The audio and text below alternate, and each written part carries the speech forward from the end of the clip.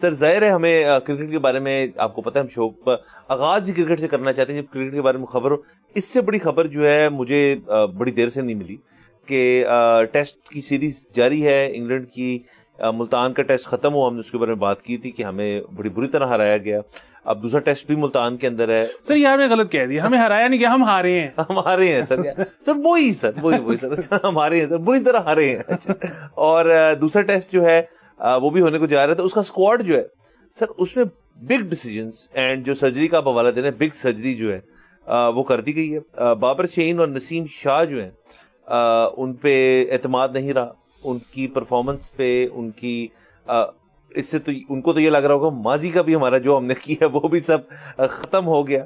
اور تو سر پی C B نے بیسکلی فیصلہ کیا کہ اگلے ٹیسٹ میچ کے لیے ان 3 پلیئرز جو کہ ہمارے ٹاپ پلیئرز ہیں, 2 بولرز شاہین اور نسیم, اور بیٹسمین جو بابر اعظم سے کہا جاتا ہے کہ ہمارے آج تک کے جو گریٹس آف دا گریٹس ہیں ان میں ان کی شمولیت ہے, ان کو آپ نے اگلے ٹیسٹ میچ کے لیے نہیں رکھا. تو یہ ایک نہ صرف افسوسناک خبر ہے بلکہ یہ میری حد تک مجھے یہ لگتا ہے کہ یہ اس چیز کی عکاسی کرتا ہے کہ پی سی بی جو ہے وہ بالکل اگینسٹ دا کارنر ہے اور اگینسٹ دا وال ہے, اور ان کو اس وقت سمجھ نہیں آ رہی کہ عوام کو اپیز کریں, بورڈ کیا کرے, ہم پلیئرز کے ساتھ کیسے ڈیلنگ کریں. آپ نے اپنے ٹاپ 3 نکال کے یہ دکھانے کی کوشش کی ہے کہ we can do anything, یہ بھی ہو سکتی ہے. دوسرا یہ ہو سکتا ہے کہ ایک بہت کلیئر اور اسٹرانگ میسج بھیجا گیا ہے پلیئرز کو کہ سب ایک ڈسپوزیبل کموڈٹی ہیں, جب پرفارم کرو گے تو کھیلو گے. ایک لحاظ سے بہت لوگ اس سے اگری بھی کریں گے, حتیٰ کہ میں نہیں کرتا. اور ساتھ ساتھ یہ سر کہ فیوچر آف پاکستانی کرکٹ جو ہے اس کا پھر کیا جواز ہے, اس کو پھر ہم نے کس نظریے سے دیکھنا ہے, کس لینس سے ہم نے معائنہ کرنا ہے, جب ہمارے ٹاپ پلیئرز جو کہ ہمیں لگتا تھا سیف گارڈڈ ہے, ہمیشہ ہی ہمارا ایسا رہا ہے کہ وہ بھی ان کی جو ہے باری پکی نہیں. سر میں ویسے آپس کی بات ہے کہ اس ڈیسیجن کے بہت زیادہ خلاف نہیں ہوں, مجھے تو یہ ڈیسیجن پسند آیا. اچھا میں اب اپنی وجہ بھی پیش کر دیتا ہوں. مطلب مجھے مسئلہ یہ نہیں ہے کہ میں کوئی بابر کو یا باقی دونوں کو کوئی کمتر پلیئر نہیں سمجھتا, میرے خیال میں یہ بیسٹ آف دا بیسٹ ہیں دنیا میں.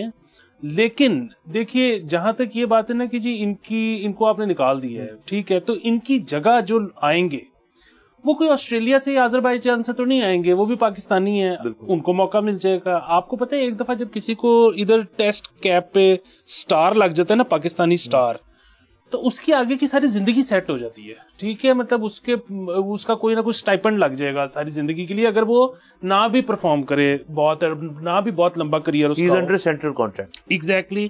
اس کے بعد اس کی ریٹائرمنٹ کے بعد سٹائپنڈ وغیرہ بھی ہوتا ہے جس کو پینشن کہتے ہیں. اس کے علاوہ پھر اس کو کامنٹری جابز مل سکتی ہیں, وہ کوچنگ, مطلب بہت ملٹیپل چیزیں کر سکتے ہیں.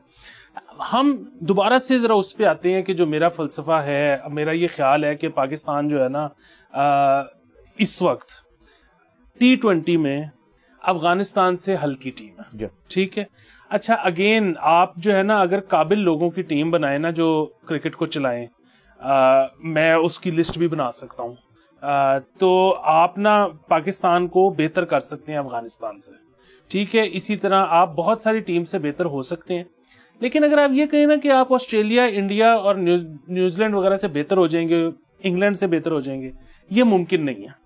مجھے پتا ہے کہ اس وقت جو بورڈ کے لوگ ہیں نا وہ یہ بتاتے ہیں کہ جی ہم آپ کو ٹیم بنا کے دیں گے اور آپ دیکھنا کہ آسٹریلیا کو آسٹریلیا میں جا کے ہرا کے آئیں گے. وہ یا تو جھوٹ بولتے ہیں اور یا پھر ان کو اندازہ ہی نہیں ہے بیچاروں کو کہ دنیا کیسے چلتی ہے, سپورٹس کیا ہوتی ہیں اور معیشت کا اور سپورٹس کا آپس میں کیا تعلق ہوتا ہے. اور یا پھر وہی بات ہے کہ وہ جھوٹ بولتے ہیں, وہ آ کے اپنی نوکری لگاتے ہیں, 6 مہینے, سال, 2 سال بورڈ کے پیسے کھائے, اس کے بعد نکل گئے, پھر 2-3 سال بعد باری آ جاتی ہے, پھر وہ دیہڑی لگا لیتے ہیں. بنیادی بات یہ ہے کہ ہمیں یہ ریکگنائز کرنا چاہیے کہ جن ملکوں کی معیشت ہم سے نیچے ہے ان سے ہم اگر ٹیم ہماری پرفارمنس کم ہے تو اس کا مطلب ہے بورڈ میں کوئی رول ہے, پلیئرز کی کوئی آپس میں سیاست چل رہی ہے, کوئی نہ کوئی مسئلہ ہے جس کو ٹھیک کرنا چاہیے. جن کی معیشت ہم سے بہتر ہے ان سے آپ اوپر جا نہیں سکتے. اچھا اب تیسری آخری بات کر دیتے ہیں کہ اب معیشت پہ کیونکہ ہم ایک جگہ پہ آ کے ہمارا باٹل نیک جو ہے نا وہ مطلب وہ کیپڈ ہے, ہم اس سے اوپر نہیں جا سکتے.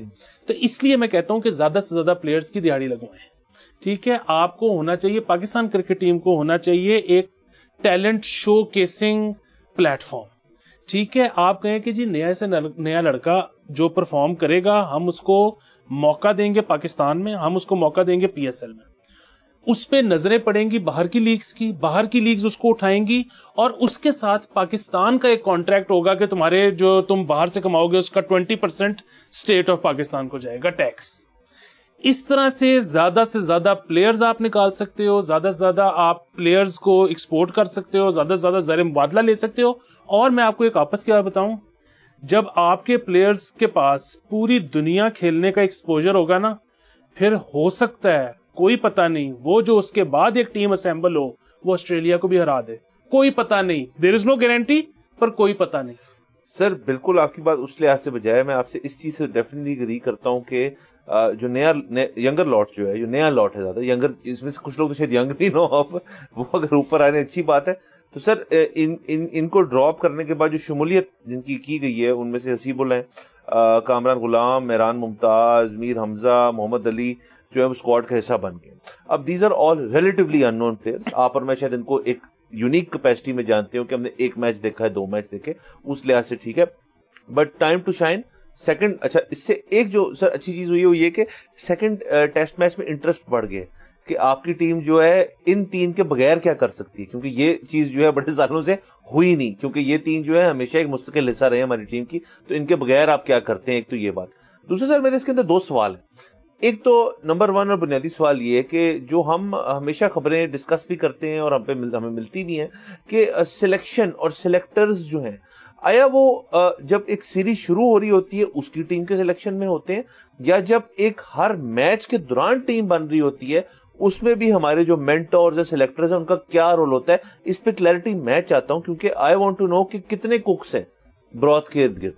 اگر تو دیکھیں نا, یہ ایک کوچ اور اسسٹنٹ کوچ اور جو اینالسٹ جن کے آپ اور میں بہت فین ہیں, اگر ان کا فیصلہ ہے تو یہ ہم حق رکھتے ہیں ایز تجزیہ کار, اور عوام بھی حق رکھتی ہے کہ پتہ چلے کہ یار اچھا یہ ٹیم کس نے بنائی, تاکہ آنے والے دنوں میں سر یہ بھی ہونا کہ اگر آپ نے ایک, اب پہلی دفعہ ہم نے, میرے نزدیک تو پہلی دفعہ اتنا بڑا کٹ کر کے آپ ایک نئی ٹیم جو ہے انٹروڈیوس کرنے لگے ہیں, تو یہ بھی پتا ہونا چاہیے کہ یہ کس کا آئیڈیا تھا, یہ کس نے, یہ گیری کرسٹن اگر ہیں وہ مطلب اس طرح سے اس فارمیٹ کے نہیں ہے شاید, اور اس کے علاوہ جو سلیکٹرز ہیں سارے ہمارے, کیا وہ یہ کر رہے ہیں؟ تو سر یہ ایک انٹرسٹنگ چیز ہوگی پتا کرنے کے لیے کہ یہ کس کا فیصلہ تھا. اور اگر تو مجھے کوئی کل پرسوں آگے یہ کہتا ہے کہ جی یہ ٹاپ آف دا ٹاپ, مطلب یہ نقوی صاحب کے تھرو آئی ہے یہ بات, تو یہ بھی ہم حق رکھتے ہیں اس کو پتا کرنے کے لیے یہ کس نے کیا ہے. I want to know. سر یہ نا بڑی آپ نے مزدار ایک بات چھیڑ دی ہے. اس کی وجہ یہ ہے کہ پوری دنیا میں تو ایسے ہوتا ہے اور پاکستان میں بھی ایسے ہی ہونا چاہیے, اور وہ یہ ہے کہ سر دیکھیں کہ جو سلیکٹرز ہوتے ہیں نا,